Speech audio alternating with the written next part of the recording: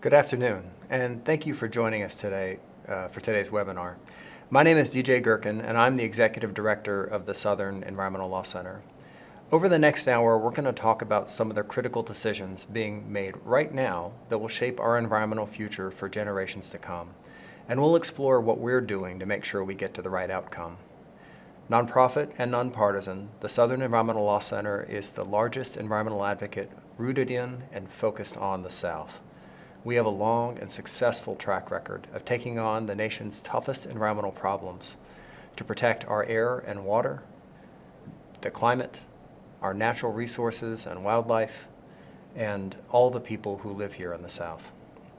Together with a deep network of Southern partners, we produce results that protect our region, set national precedent, and shape policies all across the country.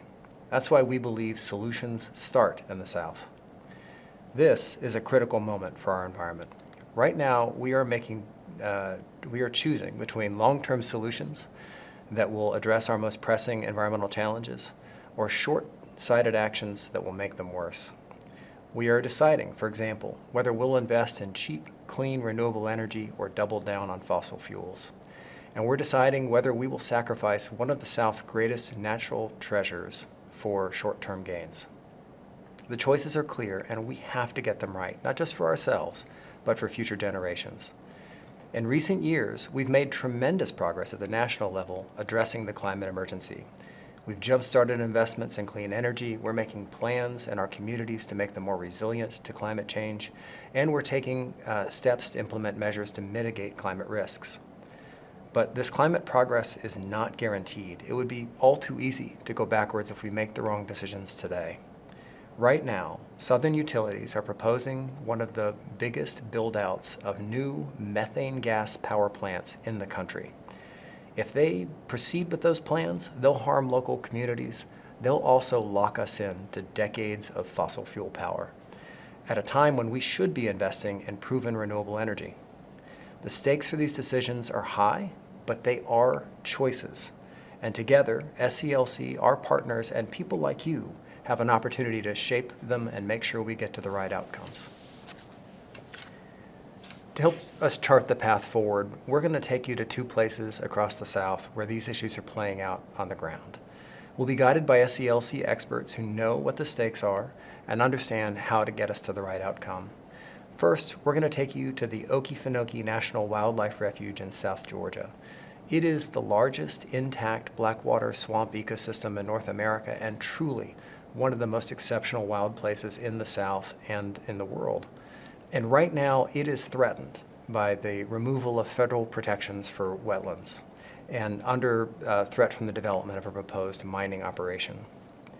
Then we'll take you to Memphis, Tennessee, to learn how TVA, our nation's largest public utility, federally owned public utility, is proposing one of the biggest gas plant build-outs in the nation, including a second gas plant in the predominantly black community of South Memphis that is already overburdened with fossil fuel infrastructure and industrial polluters. Today's stories are just two examples of the many ways in which SCLC's 200 legal and policy advocates are working to shape our environmental future across the region. After these segments, I'll be joined by SCLC's Climate Initiative Leader, Elise Campaign, to reflect on what we've heard and to answer some of your questions. If you do have questions, please drop them in the Zoom chat box and we'll answer as many of them as we can. We're thrilled you chose to join us today to learn more about the decisions we're facing here in the South and our opportunity to shape them going forward. Thank you, and I'll see you soon.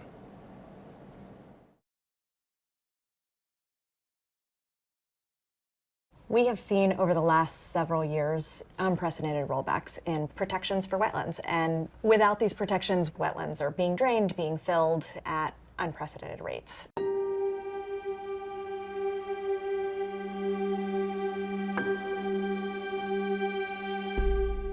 I'm Megan Nguyen, and I'm a senior attorney in the Georgia office. Wetlands are incredibly important for a number of reasons. One of them is flood protection. So wetlands essentially act like natural sponges. They can soak up floodwater, trap it, and slowly release it. They can actually hold about 1 million gallons of water per acre of wetlands. So as we're seeing more and more intense flooding events, this is more important than ever in the Southeast. They're also really important for filtering water, purifying and removing pollutants, making those waters safe for swimming and drinking. In addition to being incredibly ecologically important, wetlands are just beautiful. If you go out and see some of these pristine wetlands that we have around the Southeast, wildlife viewing in them is spectacular. They provide habitat to all different stages and all different types of animals and plants, and a lot of recreational opportunities. When the Clean Water Act was passed in 1972, one of the big components was protections for wetlands. But we have never seen rollbacks like we have seen in the last several years. In the Trump administration, we saw rollbacks to the Clean Water Act that reduced the amount of wetlands that were covered. And we really saw this more than ever in last year's Supreme Court decision in Sackett versus the Environmental Protection Agency. Really, the Sackett decision reversed decades of precedent. Estimates are that more than half of the nation's wetlands lost protection essentially overnight with that decision. So now without those federal protections, we are having to rely on state protections. And unfortunately in the Southeast, a lot of our states do not have strong state wetlands protections. Here in Georgia, we don't have any state wetlands protections. And so maybe more than anywhere in the country, we are feeling those effects of the Sackett decision so acutely here in the Okefenokee. The Okefenokee Swamp is the largest blackwater swamp anywhere in North America, home to one of the largest national wildlife refuges in the eastern United States, and it is a candidate right now to become a UNESCO World Heritage Site. It's hard to describe without seeing it. It's breathtaking. We're here in the Okefenokee Swamp with Okefenokee Adventures. So what you see behind me is these big open prairies that are very characteristic of the eastern side of the Okefenokee Swamp. And the Okefenokee is actually about half of these big open prairies and then half of the forested wetlands. The Okefenokee Swamp is one of the most biodiverse places in America. It's got more than 1,000 different species of plants and animals. Ecotourism brings in about 700,000 annual visits. It's culturally important as well. It was the ancestral homelands of the Muskogee Creek Nation, and it's really a unique and special place, and one of the only places left like it in the world. When we talk about blackwater swamps, they get their name from this tea-colored water, and the color of the water comes from the tannins in leaves and vegetations as they decay in the swamp's waters. So this is a cup of water that we just pulled out of the swamp, and you can see here it actually looks lighter in the cup, and that's because the peat at the bottom of the swamp doesn't reflect a lot of light, so it looks darker when it's actually in the swamp, but it is incredibly clean, incredibly pure water. One of the things our country has done well is we have protected and preserved these wild places. And what we're seeing more and more of is threats outside the boundaries that can really impact and harm these public lands. Well, a major debate tonight over the creation of a new mine. We're talking about Southeast Georgia, where there's environmental impact concerns over a titanium deposit. Twin Pines Minerals is a small Alabama-based LLC. They have applied for a permit to mine for titanium dioxide right at the doorstep of the Okefenokee Swamp. Titanium dioxide's primary purpose is as a whitener. It whitens things like paint and plastic and toothpaste. So this is not a critical mineral, and more importantly, it's a very common mineral. Right now, Twin Pines is seeking a permit to mine the first several hundred acres, but eventually they want to expand the mine to about 8,000 acres on Trail Ridge. Back over my left shoulder, it may just look like a little green line, but that is a line of pine trees back there.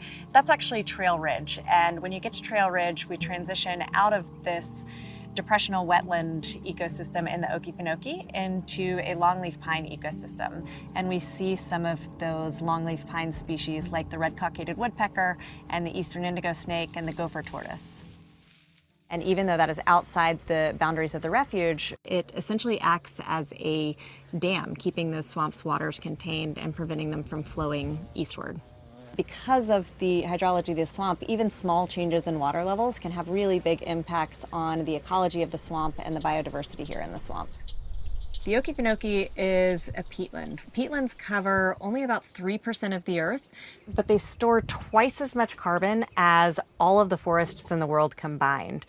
So what you see behind me here is peat that has risen to the surface. As that grows, you very quickly start to see plants, bushes, shrubs, sometimes even trees taking root. And these islands, when you step on them, can kind of feel the shift as you step on these islands. And that's actually one of the ways that the Okefenokee got its name. Okefenokee is a Creek word for land of the trembling earth. Peatlands are really important to climate change and to carbon storage.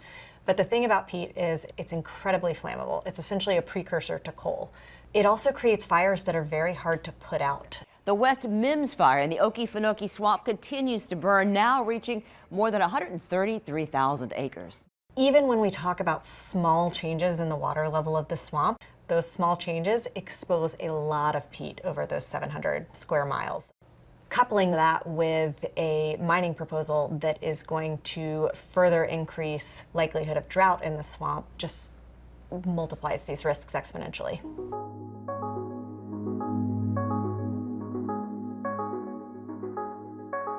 The only people who have said this won't harm the swamp is Twin Pines itself. This is not an issue where some scientists say one thing, some scientists say another. The overwhelming majority said, do not move forward with this. This will pose an unacceptable risk to the swamp. Twin Pines Minerals has never done this type of mining operation before, but what we do know about Twin Pines is that its leadership has been involved in biomass facilities in North Carolina and Georgia, and there is a long list of environmental violations. And what we've seen is that Twin Pines leadership really views environmental fines as a cost of doing business. We have been working on every possible front to protect the Okefenokee and to stop this mine. Working in the courts, we have been working with all three branches of government, with federal and state agencies, state legislators, to get the permits denied, but also to create more long-term protections for Trail Ridge. Part of that has been playing an important role in establishing the Okefenokee Protection Alliance.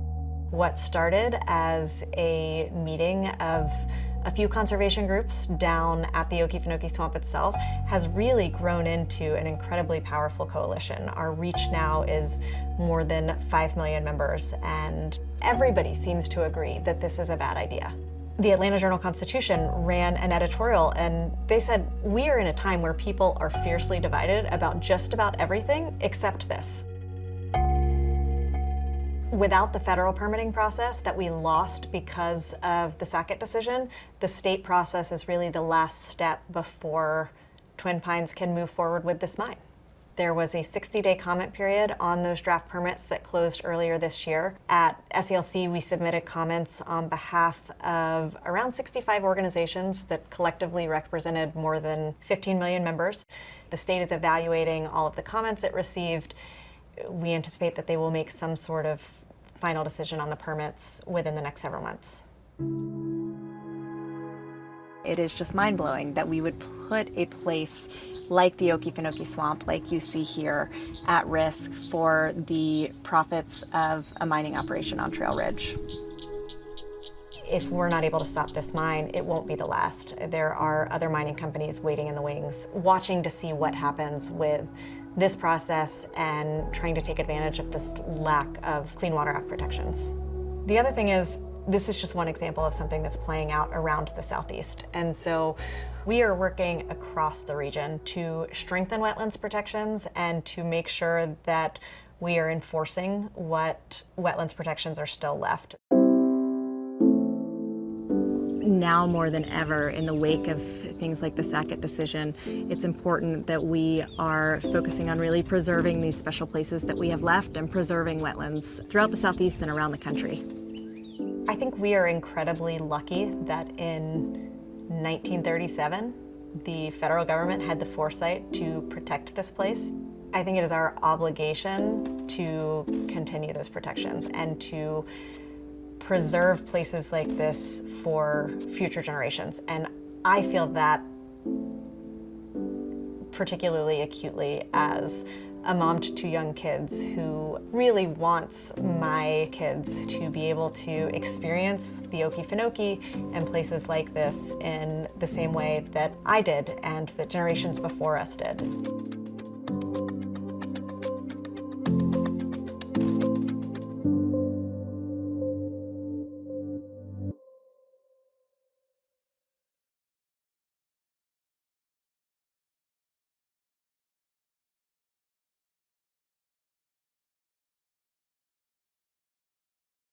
We're at a pivotal moment in our decision-making about how we're going to provide electricity in the Southeast. The good news is utilities are retiring coal.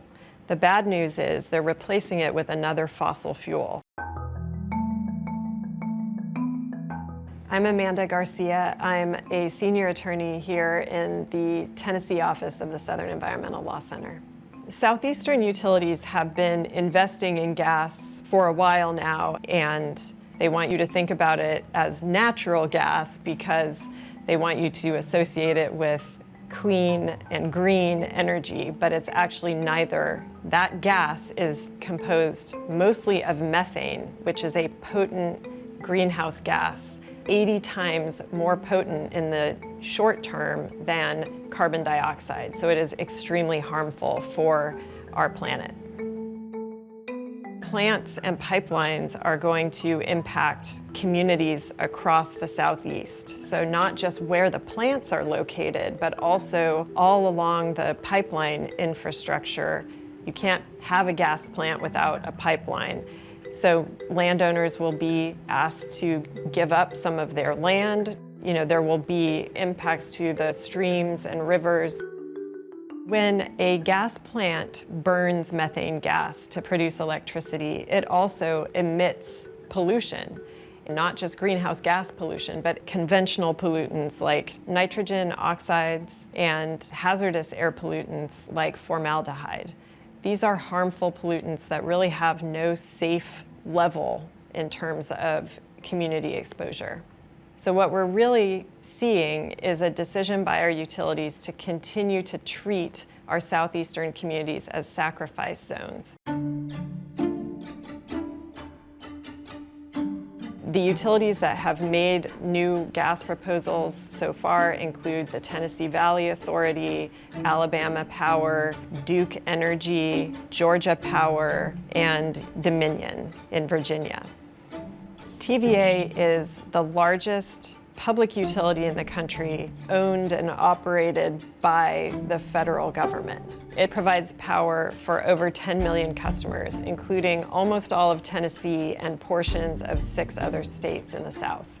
But TVA is really lagging behind when it comes to investing in clean, renewable energy. Ranks near the bottom of even southeastern utilities in terms of their investments in solar and battery storage. Almost immediately after taking office, the Biden administration issued its executive orders calling on the whole of government to lead by example in addressing climate change. And the bill, as amended, is passed. We passed the biggest climate legislation ever, the Inflation Reduction Act. And some provisions in the IRA call out TVA specifically and basically allow them to take advantage of renewable energy credits that previously were not available to them, but they're not taking advantage of those. I think it's particularly shocking that TVA has brushed off major climate legislation. We need our federal utility to be leading the way into the clean energy future, and instead it's doubling down on fossil fuel. TVA has proposed 8 new gas plants spanning 4 different states and totaling over 6,000 megawatts.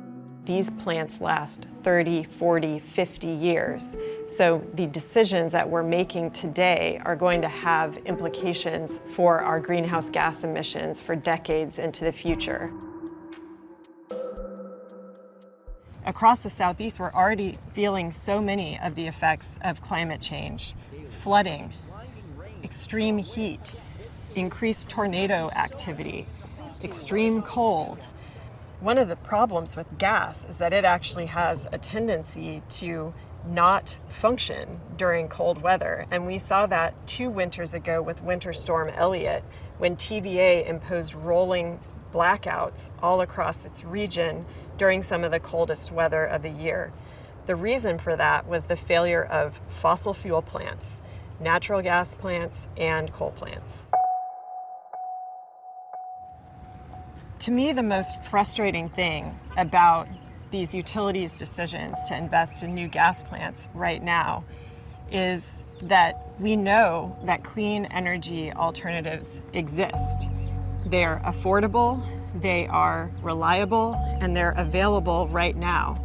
And in fact, it has never been a better deal to invest in clean energy. For example, for TVA's Kingston plant, if TVA invested in solar and storage instead of a new gas plant, it would save its customers over $1 billion. That's billion with a B. Unfortunately, what we've learned over the years is that TVA has a long history of keeping its customers in the dark, not literally, but figuratively, by preventing access to information that would be readily available if TVA were any other type of utility. So we are suing TVA under the Freedom of Information Act to try to get access to the information they're using to make these decisions about investing in new gas.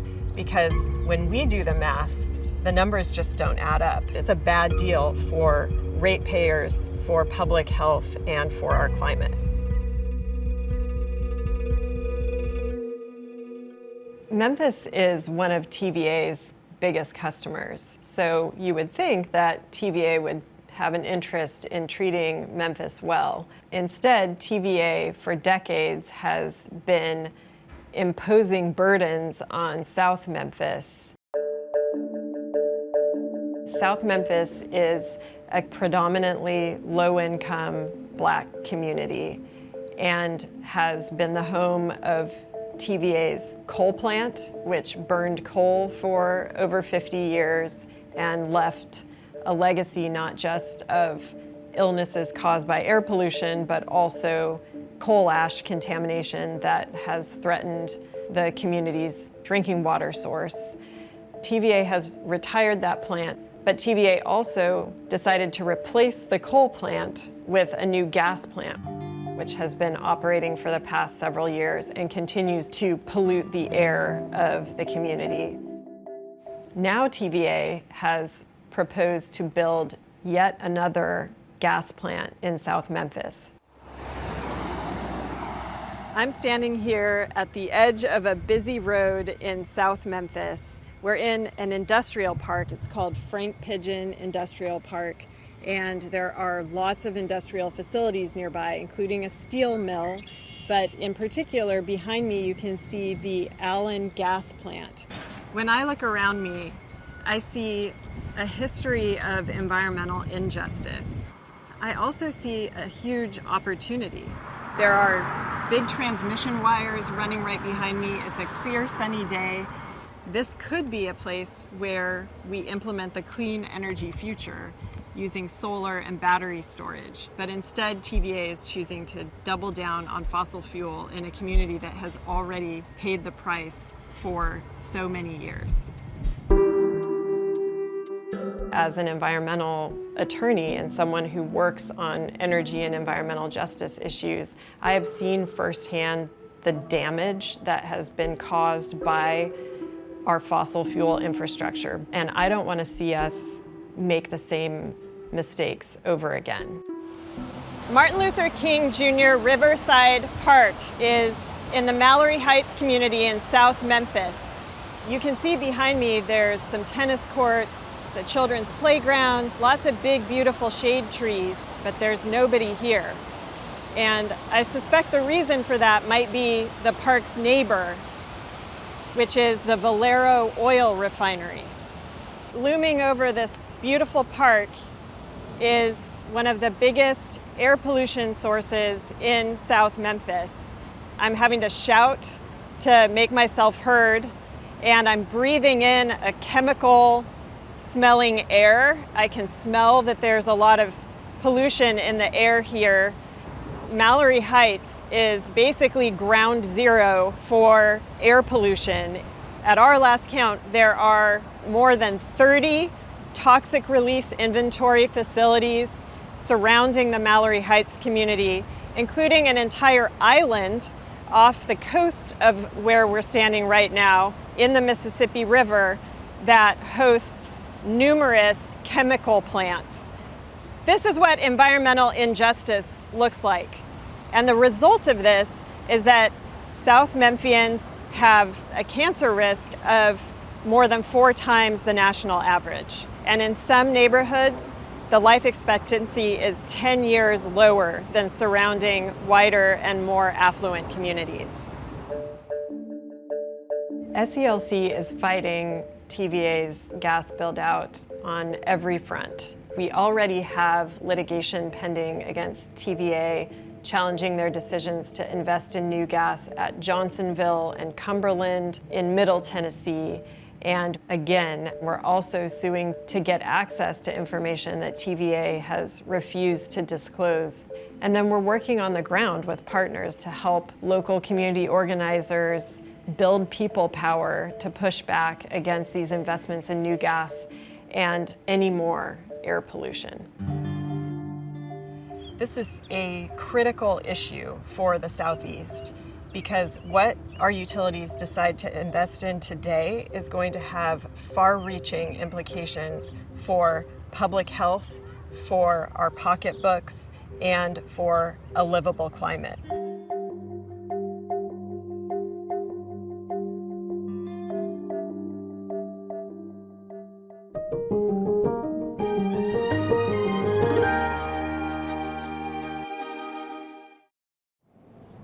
Welcome back. I hope you're able to get some perspective on the major decisions we're facing that are going to shape our future for generations to come.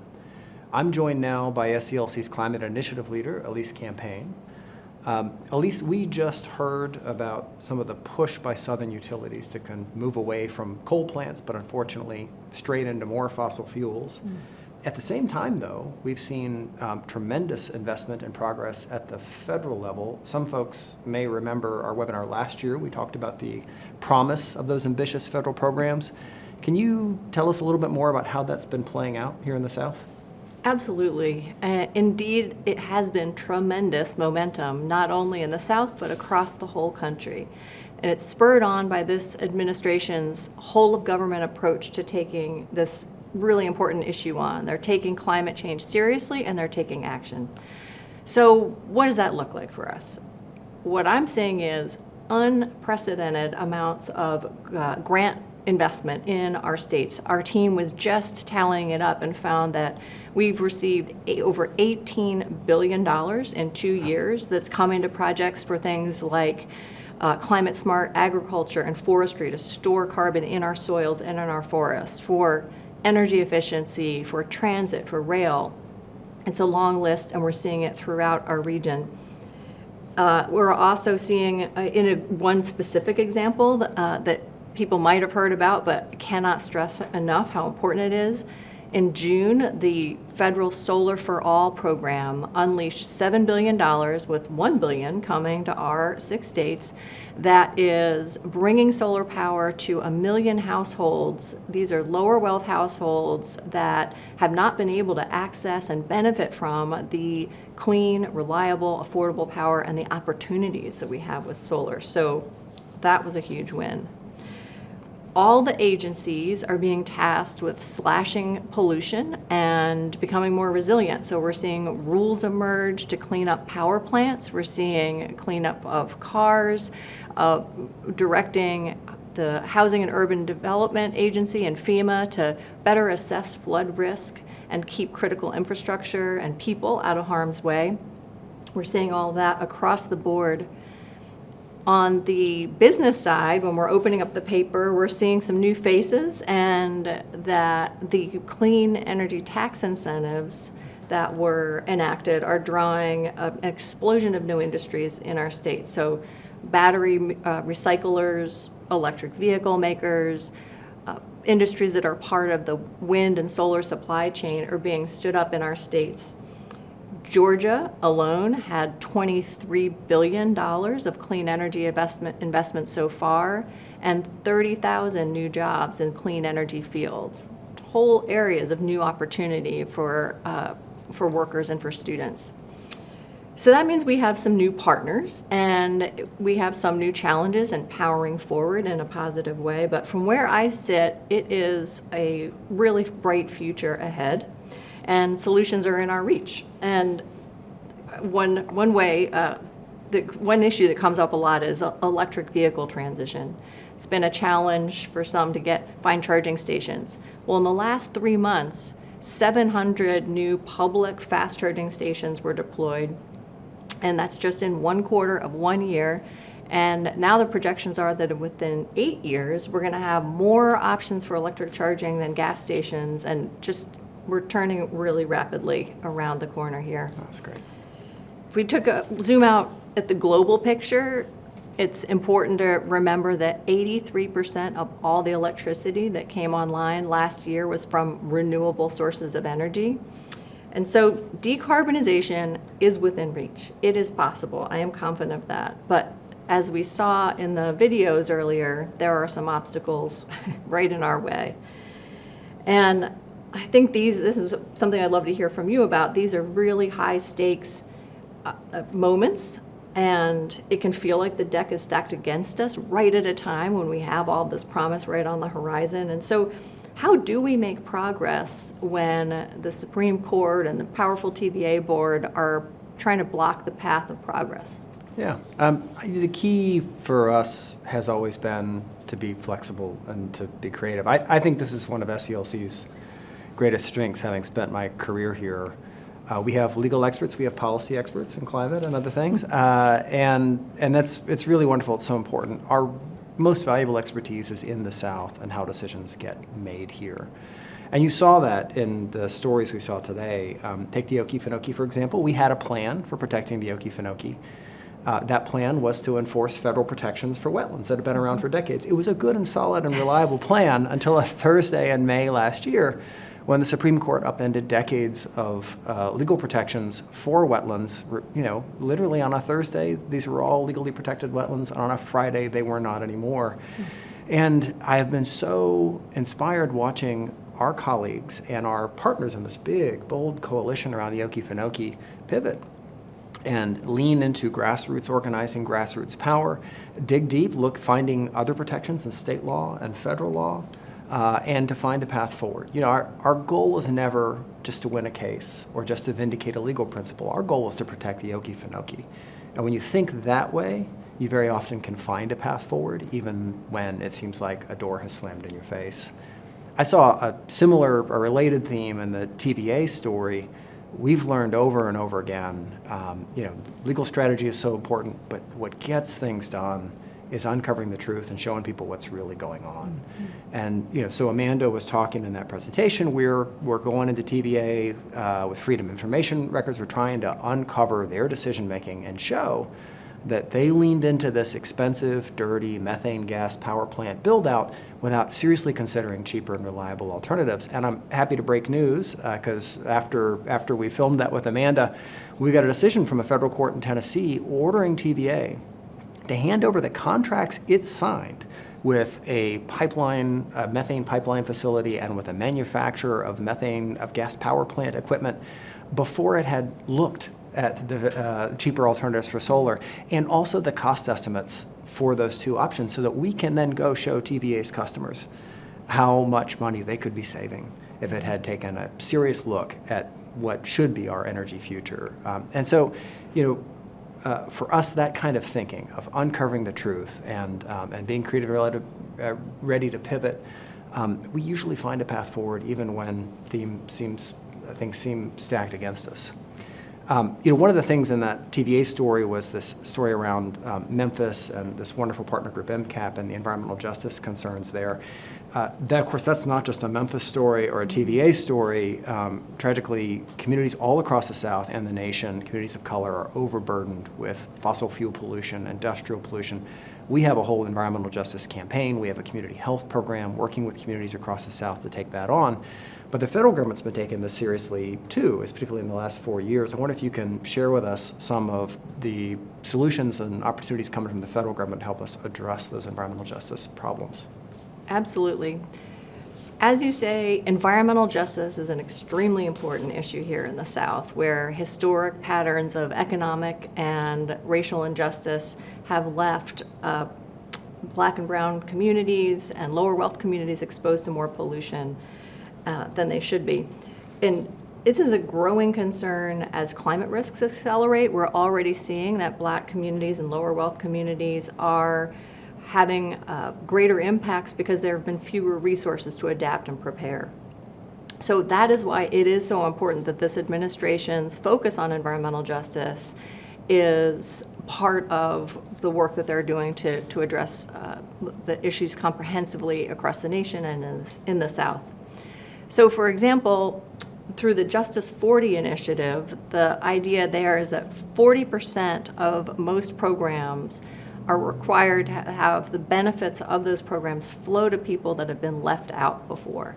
So benefiting communities like communities of color, like lower wealth rural communities.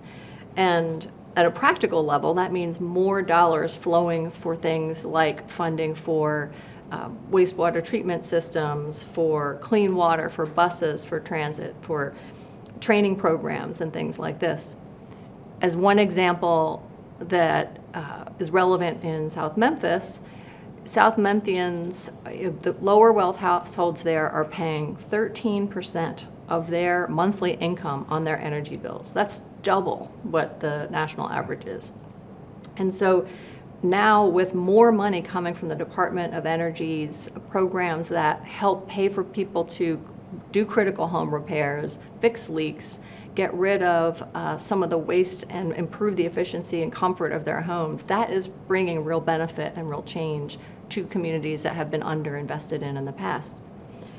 There's also a really critical focus on building people power, technical capacity, support on the ground so that people in communities can be part of the decision making to clean up the sources of pollution that they're experiencing right there. So there are programs that are paying for people's time and adding local staff in places that need it.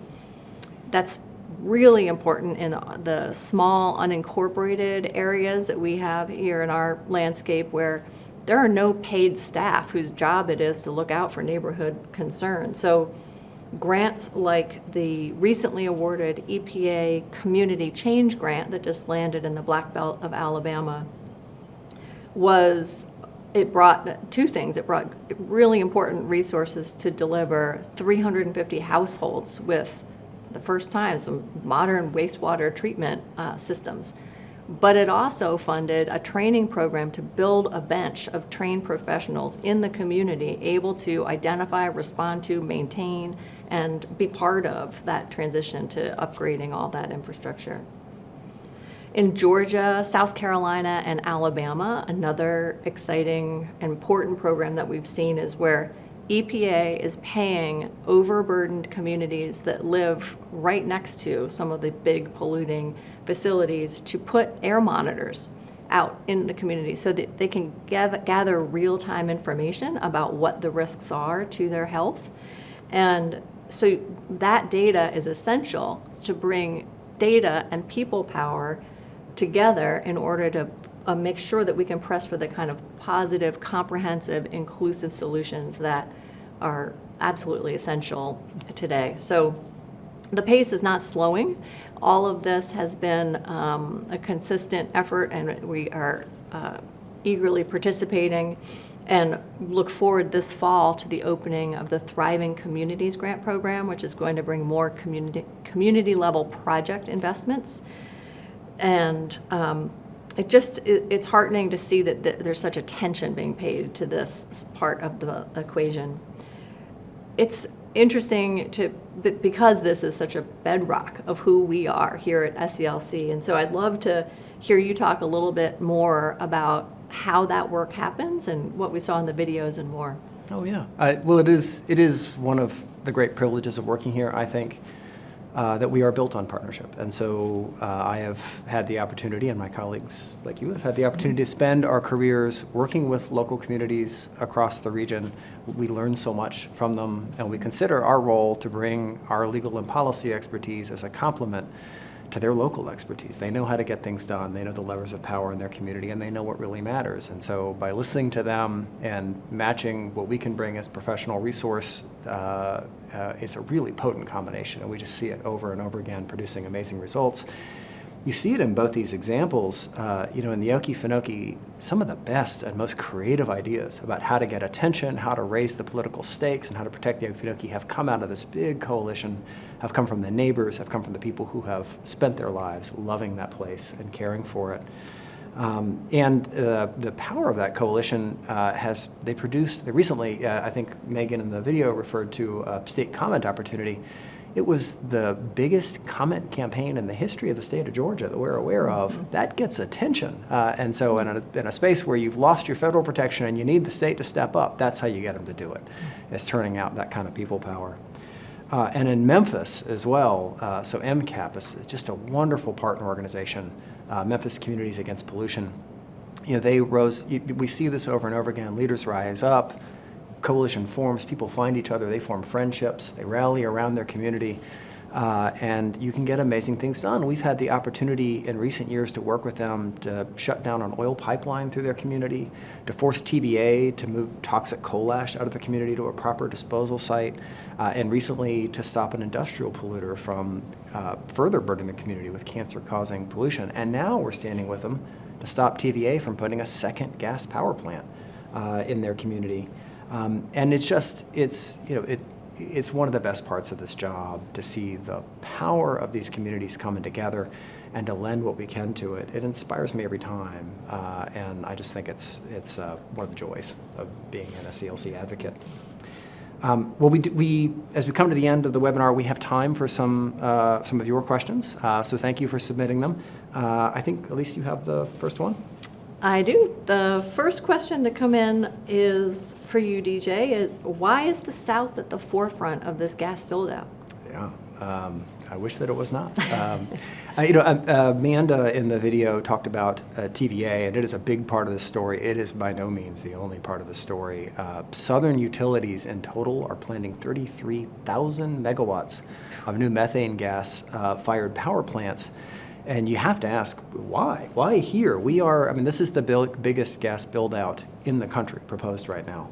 And it's really a product of two things. One, we were very heavily invested in coal for years and years, and we and others worked really hard to shut down those coal-fired power plants. I'm very happy to say we have been successful. But then what's the power that's coming in? Well, you and I know renewable energy is ready. It is cheaper, it's clean, it's renewable, it's proven. But what a lot of people don't understand, and this is really setting TVA to the side, our southern utilities are regulated monopolies. And so you think your power company makes its money by selling you electricity, but it makes its profit by building big, shiny, expensive infrastructure. And they have a powerful incentive to build big, shiny, expensive infrastructure. And so rather than go straight to renewables, which we all know is ready and is cheaper now for southern customers, these utilities are trying to make another round of profit, building big, expensive power plants, forcing their customers to pay for it, and then moving to renewables. So we're just seeing this big push across the South from the power plants. Of course, it's not just power plants that are driving the methane gas drive. There's also an export push as well, and we have breaking news on that, don't we, Elise? Yes, I think the push to export dirty methane gas from our country at the scale that we're talking about is the poster child of what is at stake. So we just have been working hard, fighting in court with a Virginia-based company that is trying to build the largest gas export terminal in our country's history in Louisiana. And just to give an idea of how big and polluting this project is, it would be the equivalent of 51 coal plants. It would impact over 1,600 acres of land, 85 miles of pipeline. It is putting all of the neighboring communities who are already bearing a lot of pollution from oil and gas industries at even greater harm. It's devastating commercial fisheries, and it is just putting an exclamation point on the climate crisis and going in exactly the wrong way. It is dangerous, and that's why we are working with our partners to stop it. Well, I've got the next question, and it's for you. We just heard a video about TVA and its gas build out, but it's a different animal, and one of our viewers wants to know what makes TVA different as a utility. Good question. TVA is our largest public power company in our country. It is also owned by the federal government. It was created by Congress in the 30s to bring power and economic opportunity to the rural South. And it is very unique. It has a unique opportunity and obligation to be meeting the needs of the public good. So it should be repowering the South with clean energy, clean power, and charting the path forward. And frankly, it is defying its congressional mandate to not be doing so. It's really relevant here to think about kind of what leads to our next question, which is about, in general, seeing this bad news coming out of the Supreme Court and other decisions, and when we see these obstacles to progress, like how significant are they in what we're trying to achieve? Yeah, I get this question a lot lately. So, because everybody's reading the news and coverage of some of the recent.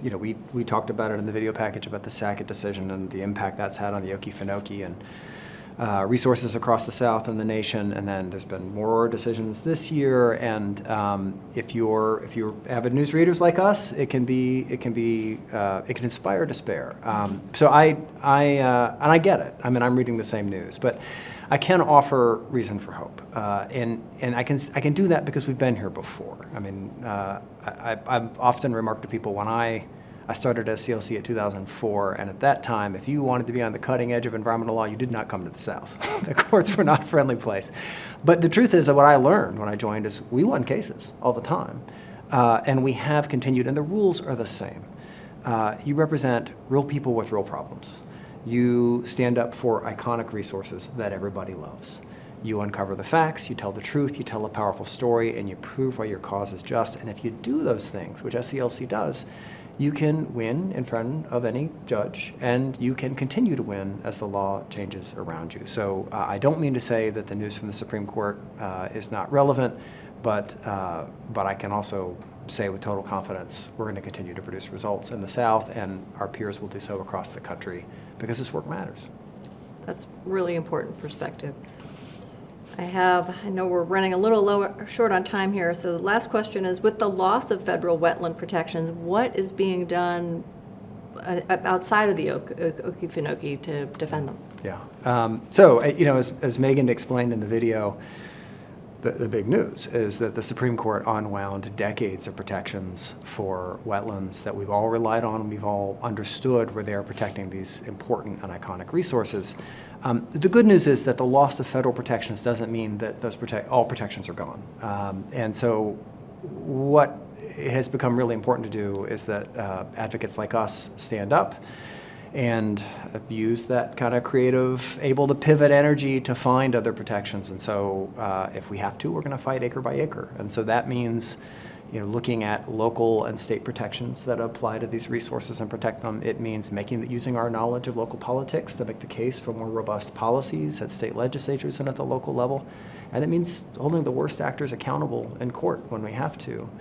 And it's resource intensive, but it's hugely important. It's why we're here. We protect the South, and we're doing it.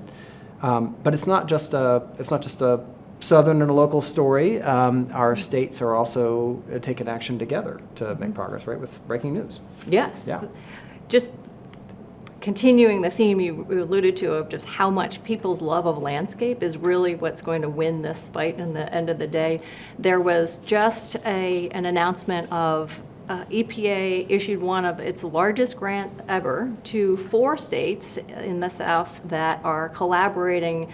That involves North Carolina, South Carolina, Virginia, and Maryland, who came together because they know how much people love and want to protect their wetlands, their forests, their bottomland hardwoods, their peatland. And there was such a desire to make sure that those are protected that they won $421 million to work with partners on the landscape to make sure that they're around for recreation, to keep clean drinking water, for wildlife and buffering from the continuing climate changes that we're experiencing in the South. So it was a very hopeful sign that people raised their hands and came together with such an innovative project. That's wonderful. We'll always end on good news. We're coming to the end of our time. I want to thank everyone for joining us today. I hope you've enjoyed this opportunity to learn about some of these big decisions that are shaping our environmental future and how we can work together to shape them. There are lots of ways for you to get involved. You can engage with your elected leaders, every level of government, from your city council to the United States Congress. It all matters. It all has a huge impact. Please pay attention to the issues affecting your community, and engage and call SELC and other organizations so that we can stand with you. And please support strong leaders who are making the right decisions for the South and for our Southern environment. You can learn more about these issues and opportunities to engage at our website, and be looking for an email from us in the coming weeks. We're going to send you a recording of this video and also some advocacy opportunities that you can engage in on some of the issues you learned about today. Finally, please consider making a gift to support our work. The 2 stories you heard today are just examples of dozens and dozens of ways that SELC is working with our community partners across the South to shape our environmental future. And Elise and Megan and Amanda are just 3 of hundreds of legal and policy experts doing that work. Their work is possible only because of the support of people like you, people who, like us, are determined to defend the Southern environment and the people who live here. Thank you so much for your time. Thank you for joining us today, and have a great afternoon.